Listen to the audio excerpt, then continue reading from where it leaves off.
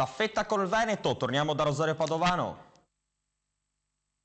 Mille tempi duri anche per gli insegnanti, vero? Anita Fiorentino è tornata dopo qualche giorno per spiegare quello che non va purtroppo, perché ci sono delle situazioni che vanno evidenziate e riguardano in particolare Portogruaro. Prego.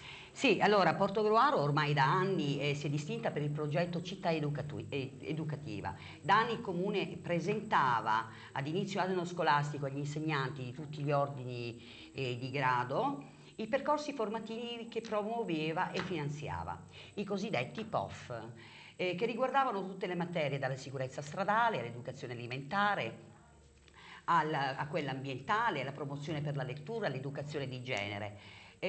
Sono state centinaia in questi anni e hanno visto una partecipazione crescente di scuole, alunni e famiglie.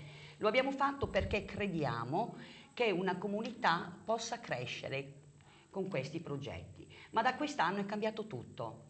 Attività ormai consolidate sono state cancellate dall'attuale giunta.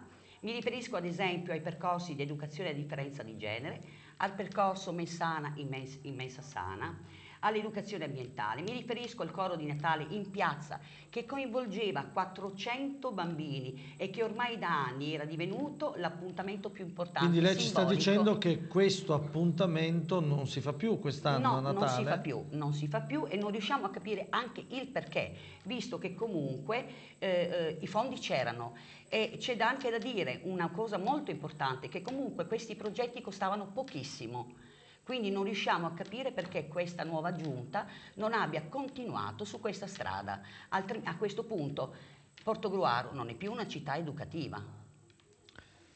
Ci rimangono 15 secondi. Brevissimamente, lei è stata consigliere comunale, un parere sul caso di questi giorni?